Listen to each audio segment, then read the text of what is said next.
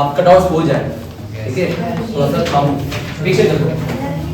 So next question, students, I'm telling you now, we are having question number 4 from the exercise 12.2. Okay, and this is the third part. Yes, third part.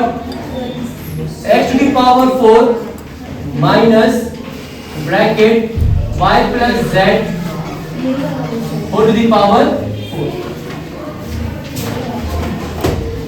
Now don't talk. तो सबसे पहले yes, whose doubt it is? Yes, Shanti, what doubt you are having in this? ये तो बहुत ही amazing doubt है। Okay, see, after observing this expression now, मेरे दिमाग में पता क्या आ रहा है? सर ये नाम इससे बहुत मैच कर रहा है, a square minus b square। लेकिन sir a square minus b square जब आप इससे मैच भी कराओ तो ये हो जाता है आपका a minus b, और क्या बनाता है ये a plus b, तो ये बनाता है। हाँ बिल्कुल सही बात है। लेकिन सर हमारे पास यहाँ पे जो पावर गिवन है वो पावर कितने की है? 4 की। कितनी पावर है? 4। बच्चों वैसे तो पावर नहीं बोलना चाहिए, जैसे एक्सपोनेंट है ना, लेकिन हम जनरल टर्म में क्या बोलते हैं उसको? पावर बोलते हैं। तो यहाँ पे भी 4 है, यहाँ पे भी क्या है? 4 है, राइट? तो सर अब क्या किया जाए इसके? तो बच्चों जरा देखो ध्यान से, कहना है राइट लाइक दिस, ये जो है ना x का square and whole square minus y plus z का होल स्क्वायर, उसके ऊपर भी क्या लग गया हमारा स्क्वायर। तो ऐसा क्यों?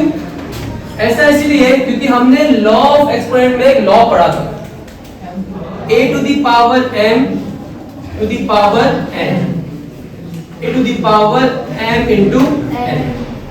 For the reference point, if x to the power 2 to the power 2, that will be x to the power 2 into 2, ultimately to the power 4. Yes or no? Yes sir. So I can make this term like this also. Yes, and यही चीज हम यहाँ पे भी follow कर सकते हैं। तो समझ में आया point? Black is your solution, blue is your logic. Clear हो रहा है? Now for the reference of the red I am taking here again for this,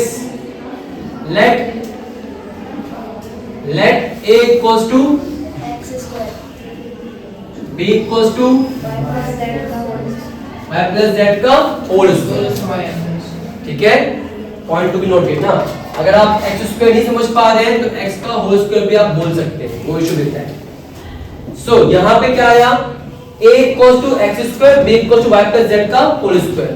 तो अब हम इस चीज को बच्चा इस तरीके से एक्सपेंड करने वाले हैं। Yes sir. एक बार फिर बता देता हूँ कैसे। x स्क्वायर उसका भी whole square minus y plus z का होल स्क्वायर उसका भी स्क्वायर। तो चांदनी आपको देखना कैसे है, इस पूरे को आपको क्या मानना है? a, इस पूरे को क्या मानना है? b। तो a पे भी क्या आ गया? a पे भी क्या आ गया? स्क्वायर, और b पे भी क्या आ गया? Whole square. क्या बोलना है? होल स्क्वायर और बीच में क्या है? माइनस फॉर्मूला क्या बनाता है? a minus b a plus b। तो a की वैल्यू क्या हो जाएगी? x स्क्वायर, b की वैल्यू y प्लस z का क्लियर। अब जहां पे a आया, a माइनस b पहले तो है ना, a माइनस b, a क्या है? x का होल स्क्वायर, फिर क्या आया? माइनस b क्या है? y प्लस z का, होल स्क्वायर, ये हो गया हमारा एक ब्रैकेट के अंदर। फिर वापस से a क्या माना? x प्लस b क्या माना? y प्लस z का होल स्क्वायर। ये ब्रैकेट का तो क्वेश्चन विदाउट। अब इस वाले स्टेप पे फिर से ना मेरे को एक और आइडेंटिटी याद आ रही है। इसको मैं क्या मान लेता हूँ? इसको क्या मान लेता हूँ? ए पे क्या है? बी पे भी क्या है? बीच में क्या है? तो सेम आइडेंटिटी लग जाएगी। लेकिन इस बार हमारा जो ए होगा वो क्या होगा? और जो हमारा b वो क्या होगा, y plus z का होल। ठीक है। अगर आप ध्यान दे दोगे तो पावर रिड्यूस होते जा रही है। क्लियर हो सबको ऐसे? तो दिक्कत? तो अगले स्टेप में क्या होगा, a minus B A plus B. A की वैल्यू क्या मानी हमने, x, x minus Y plus Z एक ब्रैकेट के अंदर, दूसरे ब्रैकेट के अंदर x plus Y plus Z. बाजू में क्या चल रहा है, बाजू में चल रहा है भैया अपने ये क्या है वो, x square plus Y plus Z का होल स्क्वायर। Any question? पक्का? चांदी नहीं समझ में आया? किस पर राउंड आया यहाँ पे? लग रहा मुझे दिखते चेहरे में बहुत लोगों का। पक्का? बढ़ू आगे फिर मैंने लग रहा है बाउंस जा रहा है। कोई बात नहीं, मैंने आज कोप अप कर लो। ओके, इसके बाद ध्यान से इस ब्रैकेट पे ध्यान देना। ब्रैकेट है x है माइनस संख्या यहाँ पे क्या होगा, मल्टीप्लाई। जल्दी बोलो है ना, minus plus minus minus plus minus, ये आगे ब्रैकेट पे वहां पे भी होगा x plus Y plus z, क्योंकि प्लस के साइन से यहाँ पे साइन में चेंज कोई अंतर नहीं आएगा। और उसके बाद में क्या चल रहा है, X square plus Y plus Z का होल स्क्वायर। आंसर क्या है इसका, बस आ गया आंसर, समझे? If you want to expand more तो अब यहाँ पे भी इसको एक्सपेंड करेंगे, इस वाले को इस वाले को इस वाले को एक्सपेंड करना है। तो इसमें क्या होगा, एनर्जी कौन सी वाली, वापस से a plus b whole square क्या होती है, a square plus 2ab plus b square. ये क्या मानना पड़ेगा, y, क्या मानना पड़ेगा, z। अगर इसको आप फर्दर एक्सपेंड करना चाहते तो आप इसके आगे भी कर सकते हैं, पर करने की जरूरत आई थिंक नहीं पड़नी चाहिए, समझे? चलो एग्जांपल नंबर 12 देख लेते हैं फटाक से। किसका डाउट एग्जांपल नंबर 12? दिशा 3m square plus 9m plus 6, ये क्या एग्जांपल 12 क्या है क्वेश्चन भैया, फिर से बोलो एक बार। 3m square plus 9m plus 6। Okay, यहाँ पे ध्यान दीजिएगा। जैसे ही मैंने इसको देखा, वेरी गुड, मेरे दिमाग में क्या आया, मिडिल टर्म स्प्लिटिंग। क्यों? क्योंकि सर इसमें 3 टर्म्स हैं। How many terms? Term 1, term 2, term 3, 3 terms है। और जो पावर है m की, जो वेरिएबल है, सिंगल वेरिएबल है m, उसकी पावर है रिड्यूस में 2 पावर 1 कुछ नहीं तो पावर 0, क्योंकि जिसकी पावर 0 हो तो उसकी वैल्यू क्या जाती है 1। तो ये सब कुछ सेट हो रहा है, तो कर दे। लेकिन उसके भी अलावा ना तीनों में कुछ कॉमन भी आता है, m नहीं 3 कॉमन आता है। कॉमन क्या आ रहा है, 3, ठीक है। अगर मैं उसको यहाँ पे ध्यान से देखता हूँ तो ये मेरा, अगर मैं इन तीनों से 3 कॉमन लेता हूँ तो 3 कॉमन यहाँ पे बचेगा m square plus 3m plus 2। जरा देखो ध्यान से, बच्चा m की पावर 0 है ना, वो तो अपन ने माना हुआ है ना, है थोड़ी ना, देखो ना ब्लू कलर से दिख रहा है यार, लॉजिक पार्ट है। बोलो यस और नो। ये इससे मल्टीप्लाई करोगे, ये इससे मल्टीप्लाई और ये इससे मल्टीप्लाई, तो वापस से वो टर्म बनेगा। देखो यार ध्यान से,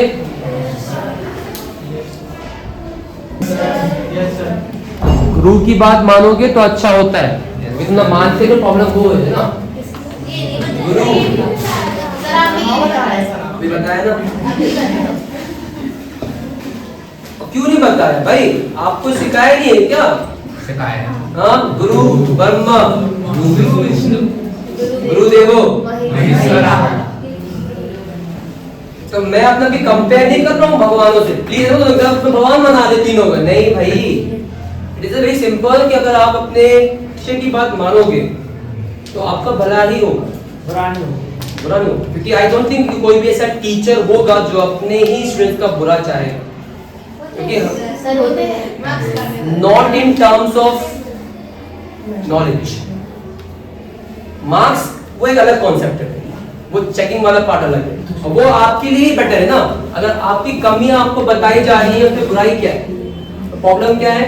हमारा ईगो इतना बड़ा हो चुका है ना कि कोई हमें कमी बताता है ना कि तुम में ये कमी है, तुम्हें एप्पल है हम ये कर, तो ये मतलब समझ लो ना। और वैसे तो पहली बात देखो, nobody is here to find out your shortcomings, आपकी कमियां बताने वाला कोई भी नहीं होना चाहिए, लेकिन वी एज अ टीचर ना यहाँ पे रिस्पांसिबिलिटी ना आपकी कमी बताएं, तभी तो आप इम्प्रूव करो। And there will be a day come, जैसे रवि ने बोला कि हम कुछ अच्छा करेंगे, तो ज्यादा मैं से भी अच्छा करो, पर उसके लिए आपको सीखना पड़ेगा। You should have that mentality, no that I have to learn. और लर्न वही इंसान करता है जिसको पता है कि मेरे को नहीं बनता। जिसको पता है हमको बनता है वो लर्न नहीं करता, सीधी सी बात है। अब अगर मेरे को ये बनता है तो मैं नहीं पढ़ता एक क्लास, मैं किसी क्लास पढ़ता, बताओ है ना। अगर यकीन नहीं आ रहा, घर पे भी मम्मी से बोलना, मम्मी मैं आपको सिखाऊंगी रोटी कैसे बनाते हैं। मम्मी बोली इधर सिखाओ, सिखाई देना। क्या वापस आओ, समझ गए? Yes sir 3 into m square 3m square, 3 into 3m 9m, 3 into 2 6। अब हम यहाँ पे सेम लॉजिक अभी भी हमारा सेम है, हम इस पे यूज करेंगे। हम लॉजिक सर 3 साइड में है, m स्क्वायर है plus m plus 2m plus 2, 2 into 2 plus 1 2 plus 1 2 into 1 2 है, जम रहा है। m के बीच में क्या मान लिया आपने यहाँ पे 1। सबको बनता है ना mid term splitting? Yes sir मैंने लिंक भी भेजी थी यूट्यूब वीडियो की, हाँ तो उसमें मैंने बहुत डिटेल में बताया है। मैं यहाँ पे भी बताऊँ, क्लास में मैंने बताया था और मैं रिकॉर्ड भी करा गया है, अगर चाहिए तो मैं से ले लेना, हम रिकॉर्ड कर रहे हैं है ना। I am not flaunting my phone, तो अच्छा फोन है लेकिन फिर भी सब तुम लोगों के लिए भाई, बस तुम लोग पढ़ो। अब हम क्या लेंगे यहाँ पे कॉमन, तो 3 मतलब कॉमन क्या आएगा m, क्या बचेगा m प्लस 1, क्योंकि हमने धन निकाल 1 बचा, प्लस मतलब कॉमन क्या आएगा 2, क्या बचेगा m प्लस 1। अब फिर से कॉमन देंगे तो क्या कॉमन आएगा m प्लस 1, क्या बच गया m plus 2, should be the answer। अब ये नहीं बन रहा है तो फिर क्या ही बनेगा? तो ये पार्ट हो गया यहाँ पे कंप्लीट। ओके नाउ कोई डाउट किसी को? कमिंग बैक टू एक्सरसाइज 9.3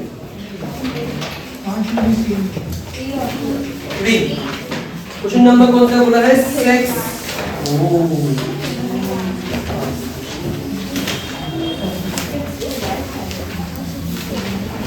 कोई बात नहीं, क्वेश्चन नंबर 6 करने से पहले थोड़ा सा आपके लिए कॉन्सेप्ट सब यहाँ पे जान लीजिए।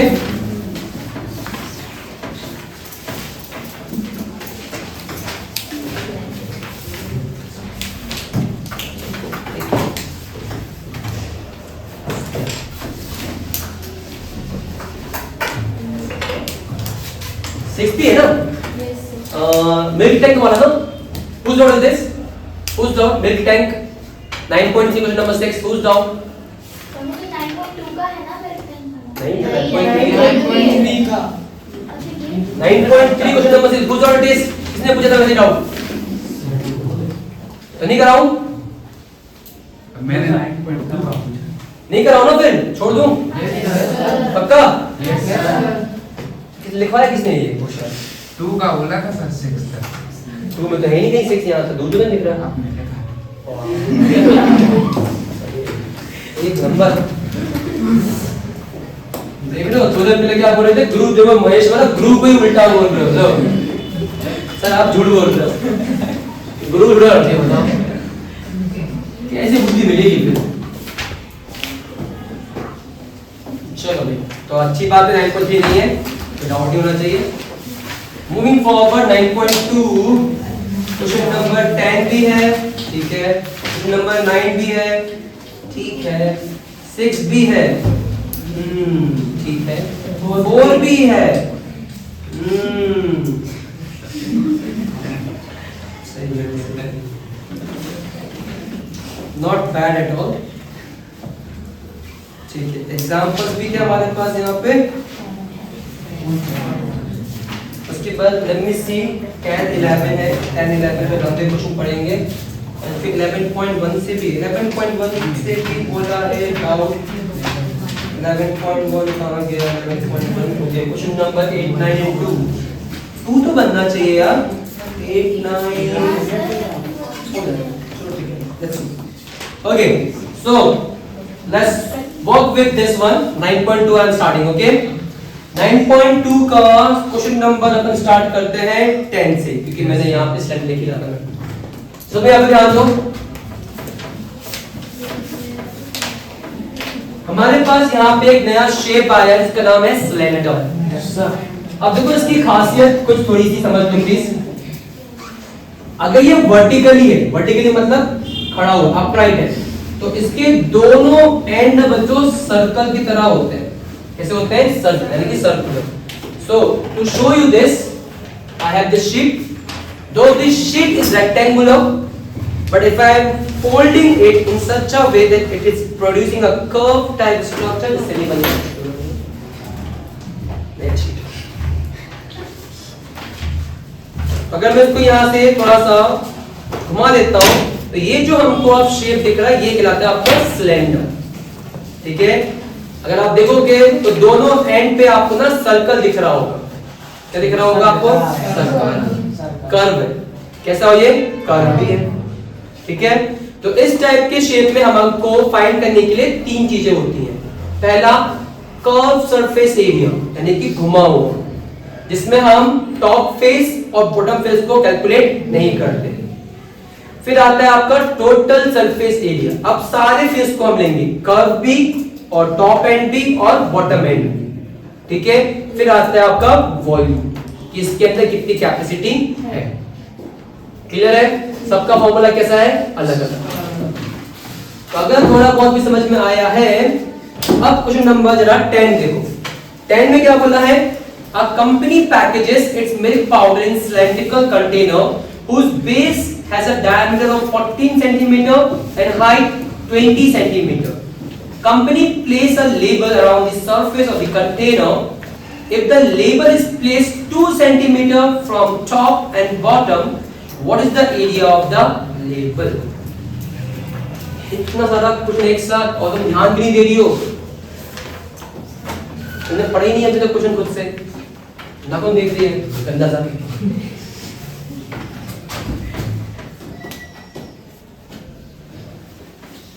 घुमा हुआ क्या कहलाएगा आपका?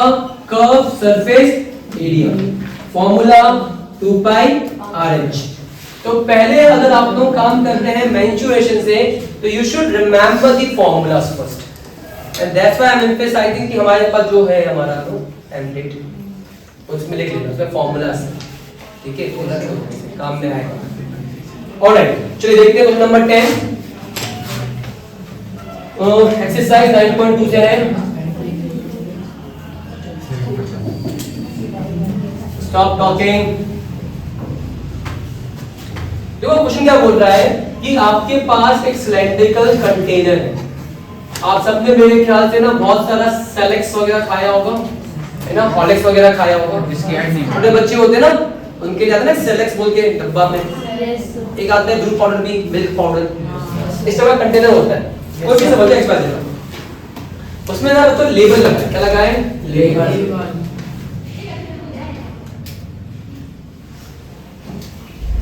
यहाँ पे मान लो लेबल लगा है, तो ये लेबल का जो शेप हो वो भी कैसा होगा? एक सिलेंड्रिकल जैसी होगा। ठीक है, अब हमको क्या दिया है? हमको बेस का डायमीटर दिया है 20 दिया नहीं 14। कितना दिया डायमीटर हमको? 14 सेंटीमीटर डायमीटर दिया, point to be remember. Height हमको दी है 20, हाइट के दिया हमको 20 सेंटीमीटर। और क्या बोल रहा है कि 2 सेंटीमीटर ऊपर से और 2 सेंटीमीटर नीचे से उसको छोड़ा हुआ है, स्पेस छोड़ी हुई है। ये कितना आपका? 2 सेंटीमीटर। ये भी कितना है आपका? 2 सेंटीमीटर। मतलब जो लेवल की हाइट हुई वो कितनी बच्चों 16 सेंटीमीटर। यस, क्योंकि सर टोटल 20 है, 2 ऊपर से छोड़ा 2 नीचे से छोड़ा, तो 2 कितना हो गया आपका 4, तो 20 माइनस 4 का बचा आपका 16। आपके सब कुछ है। अब आपसे वो यही पूछ रहे हैं find the area of the label, कि जो लेबल है उसका एरिया क्या है। तो देखो लेबल जो है ना वो कंटेनर के ना कर्व सरफेस में लगा है। किसमें लगा है? कर्व सरफेस में। तो हमको यहाँ पे क्या फाइंड करना है? Curve surface. हमको इसको फाइंड करने क्या चाहिए? R और H। हमारे पास हम डायरेक्ट से R निकाल लेंगे और H अभी हमने फाइंड कर ही लिया है। ओके, सो देखो area of label equals to curve surface area, formula 2 pi RH। ठीक है सर, R डायमीटर गिवन है कितना? 14 सेंटीमीटर, तो R कितना जाएगा? 14 का कितना जाएगा आपका? 7 सेंटीमीटर। हाइट अपन ने यहाँ पे क्या फाइंड करी है? 20 माइनस 4 कितना आ गया अपना? 16 सेंटीमीटर। तो हाइट भी है रेडियस भी है, पुट करेंगे 2 इंटू 22/7 इंटू R कितना है? 7। हाइट कितनी है आपकी? 16। हम क्या फाइंड कर रहे हैं? एरिया। ये सब किसमें आएगा आपका? Centimetre square. कर लो क्या फाइंड? Yes sir. किस तरह होता है ये वाला? इसको पता ही नहीं किसका डाउट है, वैसे कर रहा हूँ क्या फालतू में? यस यस, ये बता रहे किसी का डाउट होगा। समझ गए? Any question? अगर आपको फिर भी दिक्कत है हाइट फाइंड करने के लिए, तो height, total height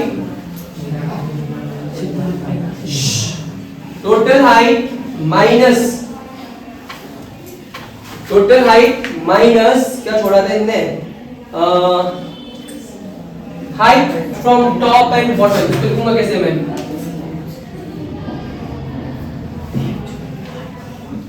height left from top plus bottom. जो हमने हाइट छोड़ी थी टॉप एंड बॉटम की, उसको हमने यहाँ पे आपस में जोड़ दिया। ठीक है दुनिया वालों? Yes sir. कोई दिक्कत? No sir. ये हो जाना चाहिए ऐसे सॉल्व। ठीक है, तो 10 आपका यहाँ पे हो जाता है डन। अब बचा अपना कौन सा? 9 भी अच्छा क्वेश्चन है। 9 में वापस से कॉन्सेप्ट किसका आ रहा है आपका? स्लेंडर का। तो देखो बच्चों में, अगर ये स्लेंडर वर्टिकल है, कैसा है ये? अगर वर्टिकल तो क्या कहलाती है इसकी? हाइट। और अगर यही सिलेंडर लेट जाता है, यानी कि लेटरल हो जाता है, हॉरिजॉन्टल हो जाता है, तो बच्चों वही उसकी हाइट यहाँ पे क्या बन जाती है? लेंथ। ठीक है, हॉरिजॉन्टल की जो का हम लेंथ फाइंड करते हैं, वर्टिकल जो की हम हाइट फाइंड। अभी मैं वर्टिकली अपराइट खड़ा हूं, इस माय हाइट, साथ में हाइट कितनी है? ये। और जब मैं लेट गया तब आप उसकी हाइट निकाल पड़ेगी, कितना लंबा है, लेंथ कितना है। बिस्तर की लेंथ नापते हैं 6x6, सुना है? किंग साइज 6 ऐसे में 6 ऐसे में। सोए हो कभी? बच्चों बिस्तर है? जमीन में सो रहे? चांदी? तुमको तो लगेगा 4x4 का।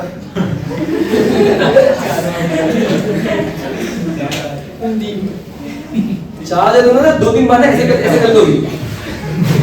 जैसे कि जो देखो ये दिख रहा है, ये भी ना एक प्लाईवुड है, और ये प्लाईवुड दिया है लगभग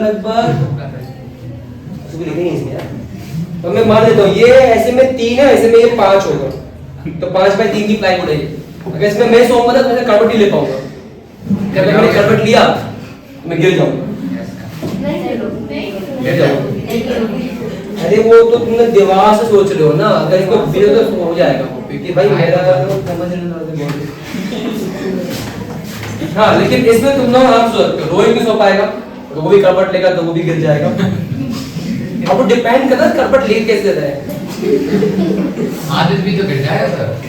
आदित्य हाँ हो ही सकता है ना, क्योंकि अगर इंसानों जैसे सोते हो बेंच लगा ले बेंच इंक्लाइन में है, अगर आप ध्यान से देखा होगा तो इंक्लाइन में सो नहीं पाओगे, एक साथ बैठ जाए लगा के देखिए, अब इसी को सुना दो।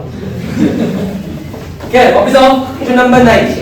A road roller takes 750 complete revolution to move once over to label a road. I think आपने ये देखा होगा, रोड रोलर्स को ना रोड चलते हो क्या करते हैं, उसको फ्लैट कर देते हैं, एक साथ लेबल कर देते हैं। Find the area of the road if the diameter of the road roller is 84 and length is 1 meter. Point to be noted, 84 किस में दिया है, सेंटीमीटर, और लेंथ में दिया है मीटर में। So you have to understand here बच्चों, अगर क्वेश्चन में ना आपको दो चीजें दी है ऐसे डेटा, और वो दोनों में ही यूनिट्स क्या है, different, always go for the higher unit, है ना। सेंटीमीटर से बड़ा क्या होता है आपका, मीटर, तो go for the metre. Okay, so how is this question, it is symbolising something like this कि एक रोड रोलर है, मान लो ये सारा रोड रोलर, हमको सिर्फ ना मेन उसका काम है ना, लाइक जो घूमता है ना रोलर वाला, इससे हमको पूरा गाड़ी का काम नहीं है, ठीक है। इसमें हम क्या बोल रहा है कि इसका जो डायामीटर है, मतलब जो ये है डायामीटर यहाँ से लेके यहाँ तक, वो कितना दिया है, 84 सेंटीमीटर, सही बोल रहा हूँ ना, हाँ। और जो इसकी लेंथ है वो कितनी है, 1 मीटर। तो ये कर क्या रहा है, ये ना घूम रहा है, क्या हो रहा है, घूम रहा है। ये मैंने आपको बताया था क्लास में एक बार जब मैंने कराया था। इसका मतलब देखो बच्चों, वाटर सो दूर प्लीज, हाँ यार बेस्ट, वाटर,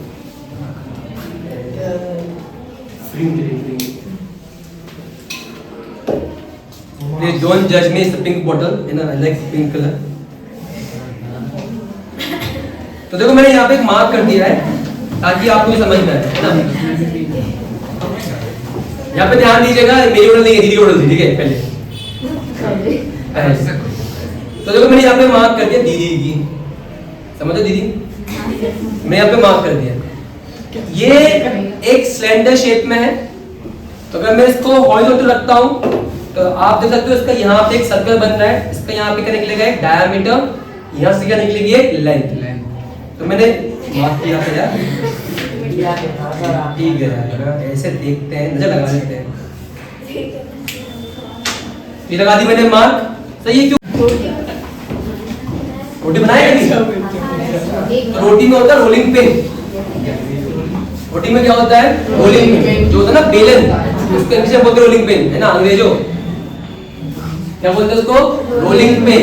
तो जब आप उससे आटे को लेते हो तो वो आटा छोटा सा होता है, वो तुरंत कैसा हो जाता है, फ्लैट, चट्टा तो मत बोल रहे हैं, क्या होता है, फ्लैट।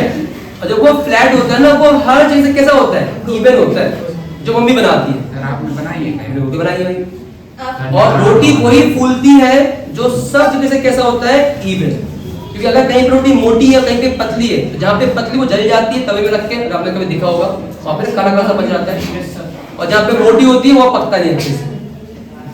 इसलिए रोटी कैसी होनी चाहिए, एकदम इवन होनी चाहिए, अच्छी बनेगी, अच्छा सिकेगा, मस्त फूलता है, मजा आता है।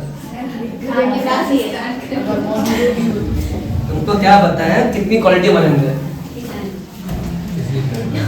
चलो समझ गए यहाँ पे ये चीज। Yes sir. तो अभी हमको यहाँ पे क्या बोलना है, हमको सबसे पहले फाइंड करना पड़ेगा यहाँ पे curve surface area. Sir curve surface area क्यों, why not total surface area, because हमको ये दोनों एंड्स का कोई यूज नहीं है। जब भी वो रोलर घूमेगा तो वो सिर्फ अपने कर्व सरफेस एरिया वाले चीज को क्या करेगा, यूज करेगा, इसको यूज नहीं करेगा। So for this we only need curved surface area. Because the diameter we have the height. So as per the question, let हमारी जो यहाँ पे हाइट है ना, उसको जो हमको यहाँ पे लेंथ दिया उसको हम क्या मानेंगे, बराबर हाइट, ठीक है। डायमीटर जो दिया है 84, तो रेडियस फाइंड करने के लिए 84 का half, that would be 42 in terms of centimetre. Length और हाइट हमारी सेम है, तो उसको हम क्या मानेंगे, 1 मीटर। सेंटीमीटर में आया है तो 42 डिवाइड बाय तो 0.42 मीटर। तो हमारा रेडियस भी आ गया, हमारे पास यहाँ पे क्या आ गई, लेंथ। लेंथ नहीं बोले क्या बोल सकते हैं उसको यहाँ पे बच्चों, height. Any question? No sir. तो we define only curved surface area. लेकिन बच्चों अगर आपने वापस से क्वेश्चन ध्यान दिया होगा तो जो रोड रोलर है वो 750 टाइम्स क्या कर रहा है, रोटेट कर रहा है। जब हम इसको एक बार फाइंड करेंगे कर्व सरफेस एरिया तो वो सिर्फ होगा एक रोटेशन का। तो हमका जो भी एरिया आएगा उसको मल्टीप्लाई करना पड़ेगा किससे, 750। तो पहले सुनो ध्यान से, area covered in one rotation, area covered in one equals to curve surface area 2 pi r h 2 into 22/7 into r कितना हमारा 0.42 into s कितना हमारा 1। हम एरिया फाइंड कर रहे हैं, ये भी था मीटर में, ये भी था मीटर में, तो मीटर इंटू मीटर में बन जाएगा आपका मीटर स्क्वायर। आफ्टर दिस क्या होगा, थोड़ा ध्यान से, ये हमारा जो भी आंसर आएगा मीटर स्क्वायर में आएगा, ये आएगा हमारे लिए one rotation. How many we are doing, so area covered in 750, कितना 750 रोटेशन के लिए मैं ROT लिख देता हूं शॉर्ट में। ओके सो अभी मैं ये वाली वैल्यू ले लेता हूं, ठीक है, 2 multiply 22/7 into 0.42 multiply 1 multiply 750। Any question, dash म्हणजे क्या आ जाएगा आपका 1010 717 76 42 कैंसिल। अब सर उसको 10 से काटने मत लग जाना, क्योंकि हमारा आंसर जो भी आएगा मल्टीप्लाई के केस में हम उसको 10 से डिवाइड कर देंगे, हमारा आंसर पास आ जाएगा, ठीक है। सो 2 into 22 into 6 into 75 अपॉन में क्या आ रहा है 10। तो मल्टीप्लाई करना शुरू करते हैं, 6 5 30 का 0 कैरी गया 3 6 7 42 प्लस 3 45, सही बात है।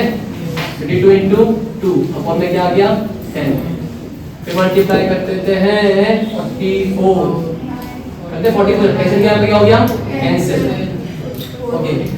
और 45 into 22 into 2 बचा, क्या करना है 45 into 40, तो कितना आंसर आ रहा भाई 4 5 20 मेरे गया 2 4 4 16 plus 2 18 फिर 0 1980 metre answer. Check the answer please, सही है, डाउट, ठीक, ये भी यहाँ पे गलत हमारा कंप्लीट है।